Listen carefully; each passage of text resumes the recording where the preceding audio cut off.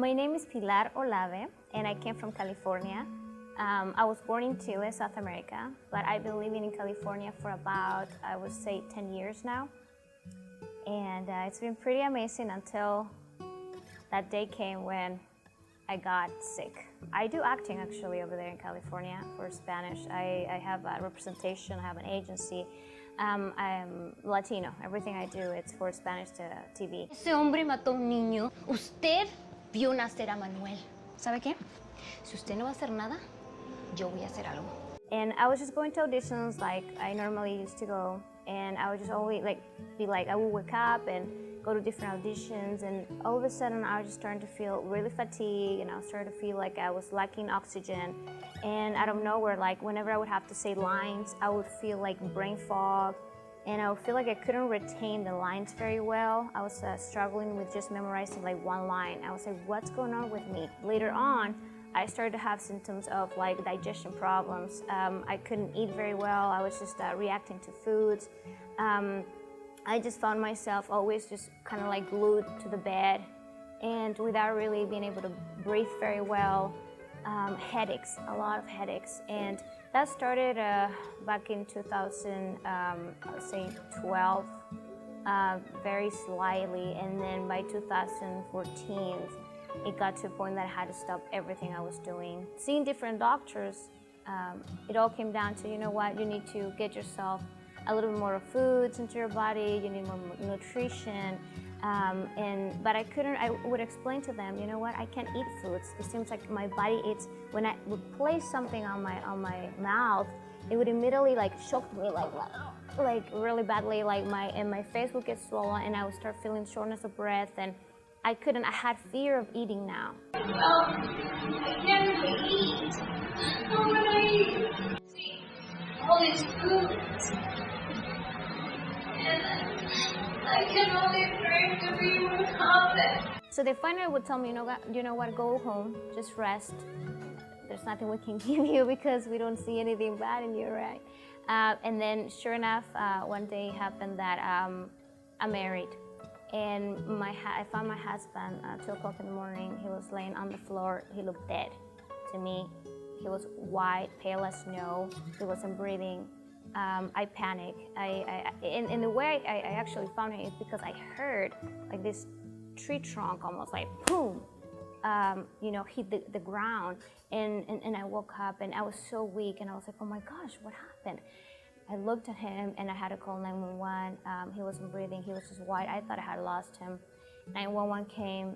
They, tried to revive him and put oxygen on him. And then finally, he was fine. He was hospitalized for 4 days. We had to leave that house. And that's when we both looked at each other and said, there's something in the house. I think it's trying to kill us. We checked the air quality. And when we did that, that's when we realized we had a gas leak. Well, Texas. First of all, I couldn't take an airplane.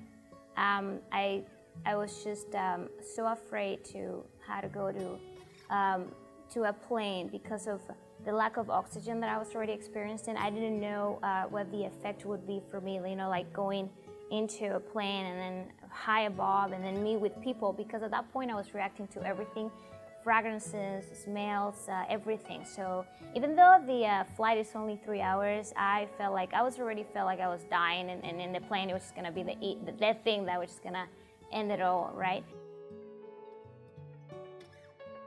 And we came here for 24 hours, couldn't stop anywhere because I couldn't tolerate hotel rooms, I couldn't tolerate anything, nothing, which is like my body would react to everything.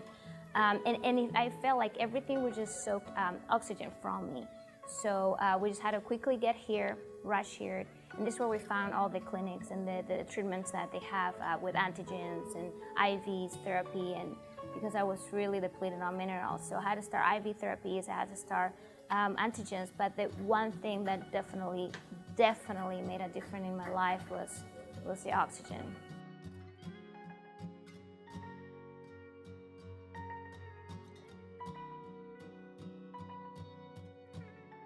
My first treatment, okay, I didn't know what to expect. Dr. Johnson told me, okay, you're gonna go for the first time, it's gonna be only 30 minutes.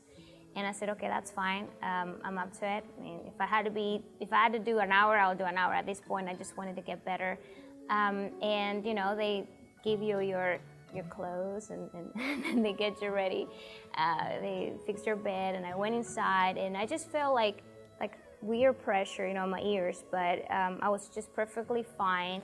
And when I got out of the 30-minute session, I felt so amazing. It was like just with those 30 minutes, I was just like, I feel like I can see better. Honestly, my vision was better, which just 30 minutes of it, and I feel like I could talk more, because before I couldn't really say much. I would just be like saying one word here, two words there, and then kind of pause, and I couldn't really talk much. But I feel like I could talk more, and also my face was really swollen, and my hands were swollen, and with those 30 minutes, I felt like whatever was swollen just kind of like went away. What Dr. Johnson recommended me was to do 2 hours per day. So it's a total of 4 weeks.